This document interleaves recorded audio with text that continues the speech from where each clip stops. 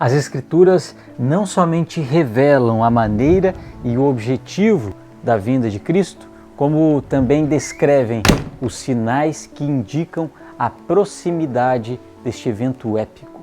Os primeiros sinais indicadores da proximidade da volta de Jesus ocorreram mais de 1700 anos depois da ascensão de Cristo. Outros mais surgiram contribuindo para evidenciar que seu retorno está muito próximo. Então, hoje vamos estudar um pouco sobre os sinais da volta de Jesus. Os apóstolos e os cristãos primitivos consideravam o retorno de Cristo como a bendita esperança. Esperavam que todas as promessas e profecias das Escrituras se cumprissem por ocasião do segundo advento, pois este é o próprio alvo da peregrinação cristã. Todo que ama a Cristo olha ansiosamente em direção ao futuro, ao dia em que estará apto a compartilhar com Ele de comunhão face a face. Então hoje vamos estudar sobre os sinais da volta de Jesus. E para iniciar o nosso estudo, vamos fazer a nossa oração. Pai amado, querido Deus, abençoa-nos, Senhor, para este estudo. Abra nossa mente, o nosso coração, para poder entender e perceber os sinais que o Senhor revelou, que antecipariam a Tua gloriosa volta. Oramos e pedimos essas bênçãos em nome e por amor do nosso Senhor Jesus Cristo. Amém. Em primeiro lugar, eu queria estudar com vocês os sinais no mundo natural que antecederiam a volta de Jesus. Jesus predisse em Lucas capítulo 21 e o verso 25. Leia comigo. E diz assim: haverá sinais no sol, na lua e nas estrelas. E Marcos ainda, no capítulo 13, do verso 24 ao 26, ainda nos diz: mas naqueles dias, após a referida tribulação, o sol escurecerá, a lua não dará sua claridade, as estrelas cairão do firmamento e os poderes dos céus serão abalados. Então verão o Filho do Homem vir nas nuvens com grande poder e glória. Somado a isto, o apóstolo João viu um grande terremoto que precederia a manifestação dos sinais dos céus, conforme está lá em Apocalipse, capítulo 6 e o verso 12. Em cumprimento a esta profecia que nós acabamos de ler, o maior de todos os terremotos conhecidos ocorreu em 1º de novembro de 1755.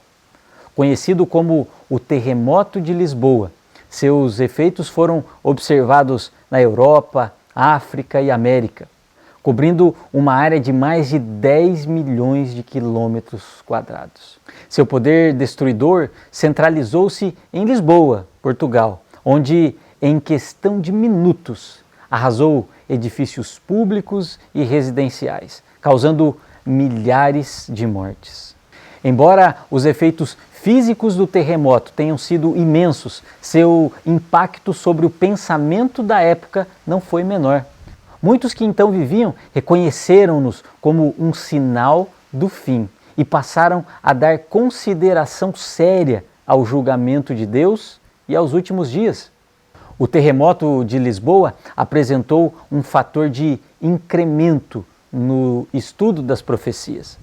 25 anos mais tarde, ocorreu o próximo sinal mencionado na profecia, o escurecimento do sol e da lua.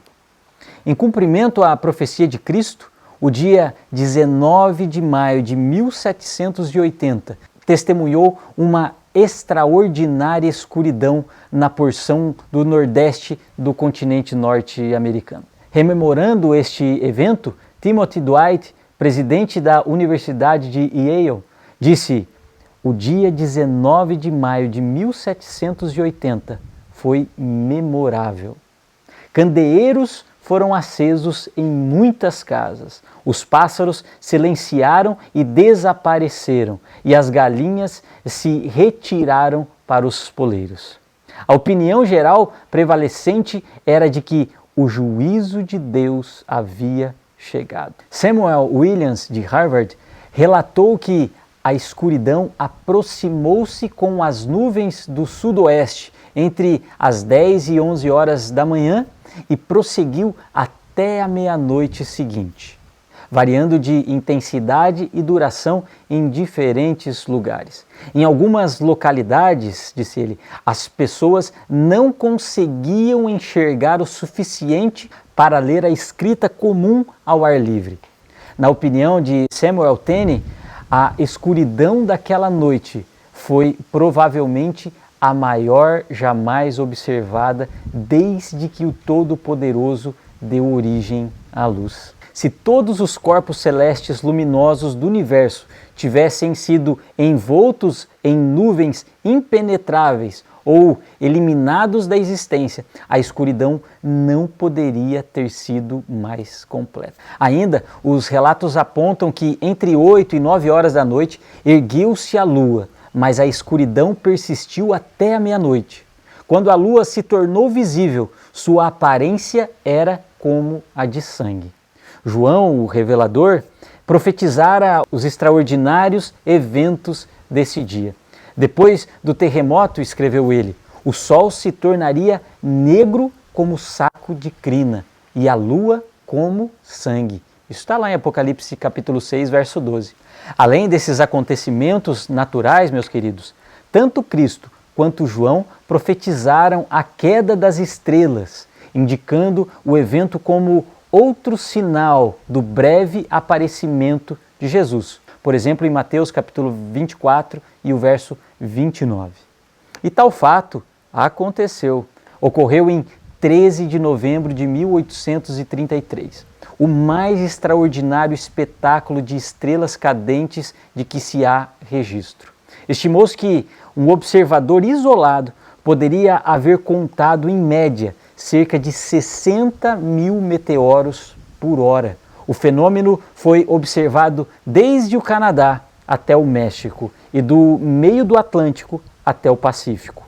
Muitos cristãos reconheceram nele o cumprimento da profecia bíblica. Uma testemunha ocular disse que dificilmente se poderia perceber no céu um espaço em que não estivesse instantaneamente ocupado por estas estrelas cadentes. Tampouco se poderia perceber entre elas qualquer diferença particular no tocante à aparência, embora por vezes elas se projetassem em grupos, trazendo à memória a figueira que lança de si os seus frutos quando sacudida por um forte vento. Que relato impressionante, não é? Cristo concedeu esses sinais com o propósito de alertar os cristãos quanto à proximidade de sua vinda. Ele disse em Lucas capítulo 21, do verso 28 ao verso 31, e diz assim: Ora, ao começarem estas coisas a suceder, exultai e erguei a vossa cabeça, porque a vossa redenção se aproxima. Ainda lhe propôs uma parábola, dizendo: Vede a figueira e todas as árvores, quando começam a brotar, vendo, sabeis por vós mesmos que o verão está próximo. Assim também, quando virdes acontecer estas coisas, sabeis que está próximo o reino de Deus. A Escritura também prediz certo número de sinais significativos também no mundo religioso. E eles marcariam o tempo que precederia imediatamente o retorno de Jesus Cristo.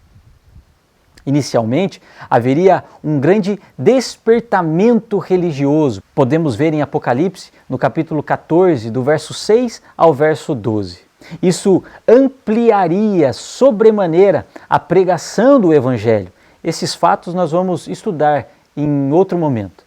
Todavia, a proclamação ampla do Evangelho não significaria também necessariamente um crescimento maciço e genuíno do cristianismo. Ao contrário, as Escrituras predizem um declínio da verdadeira espiritualidade no tempo do fim. Paulo diz em 2 Timóteo capítulo 3, do verso 1 ao verso 5. Vamos ler juntos. E diz assim: sabe, porém, isto, nos últimos dias sobrevirão tempos difíceis, porque os homens serão egoístas, avarentos, jactanciosos, arrogantes, blasfemadores, desobedientes aos pais, ingratos, irreverentes, desafeiçoados, implacáveis, caluniadores, sem domínio de si, cruéis, inimigos do bem, traidores atrevidos, enfatuados, mais amigos dos prazeres do que amigos de Deus, tendo forma de piedade, negando-lhe, entretanto, o poder. Foge também destes. Ainda como sinais no mundo religioso que antecederiam a volta de Jesus, podemos citar o ressurgimento do papado, conforme escrito em Apocalipse no capítulo 13 e o verso 3, e o consequente declínio da liberdade religiosa. Esses fatos também nós vamos estudar em outro momento. Também haveriam sinais no campo social com o aumento da iniquidade. Por consequência, ouvimos constantemente de crimes, roubos, estupros, assassinatos cada vez mais cruéis, cujos números aumentariam a cada dia. Também veríamos guerras e calamidades por toda parte. Estes seriam sinais que antecederiam a volta de Jesus. Vamos ler juntos Lucas capítulo 21, o verso 10 e o verso 11. E diz assim: então lhes disse: levantar-se-á nação contra nação e reino contra reino. Haverá grandes terremotos, epidemias e fome em vários lugares, coisas espantosas e também grandes sinais no céu. À medida que o fim se aproxima e se intensifica o conflito entre as forças divinas e as forças satânicas, essas calamidades também se tornarão mais e mais severas e frequentes, o que hoje pode ser visto como nunca antes. Meus queridos, a Bíblia assegura repetidamente que Jesus retornará. Mas será que ele virá daqui a um ano, talvez 5, 10, 20 anos? Ninguém sabe o certo. O fato é que o próprio Jesus declarou: a respeito daquele dia e daquela hora, ninguém sabe, senão o Pai.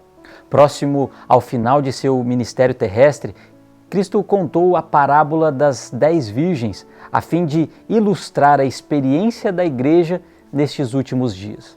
As duas classes de virgens representam duas espécies de crentes que professam estar aguardando o retorno do seu Senhor.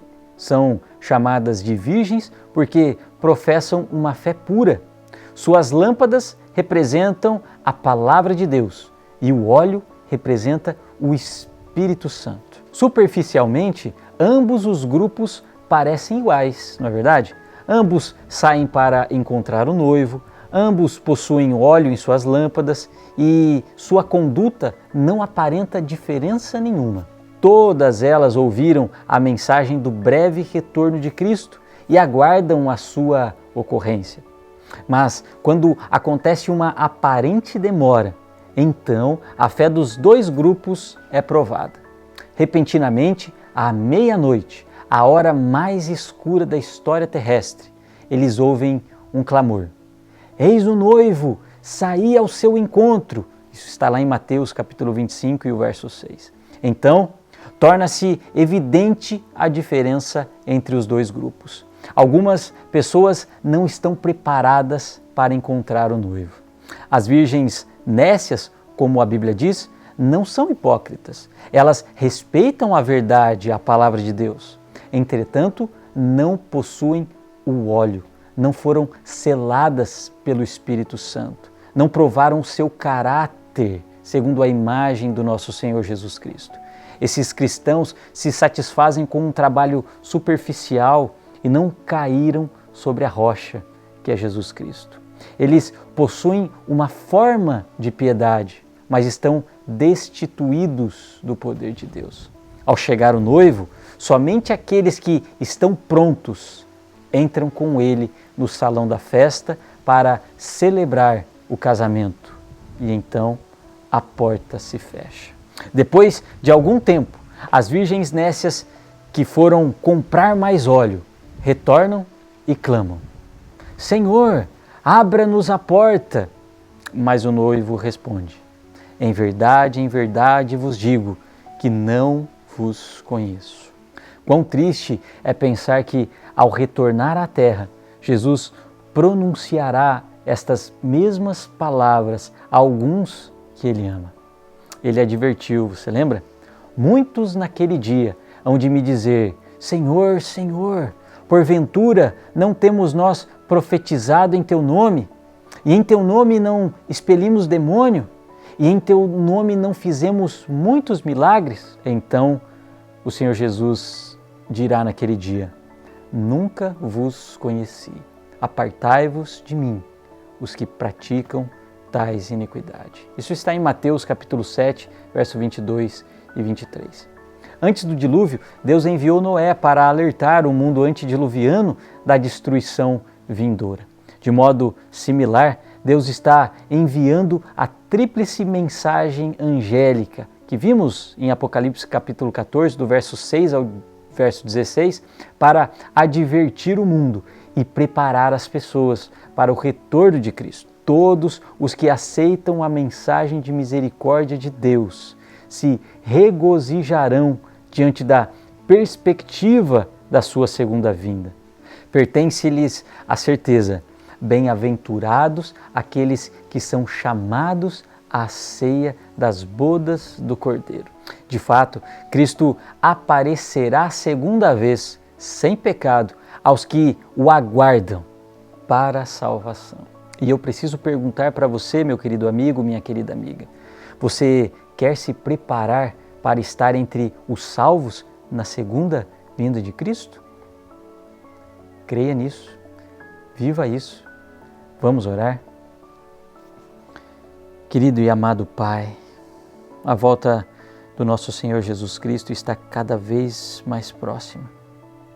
Por favor, dai-nos do Teu poder para estarmos preparados e em pé pela Tua graça, quando o nosso querido e amado Senhor Jesus retornar para nos buscar. Oramos e pedimos em nome de Cristo. Amém.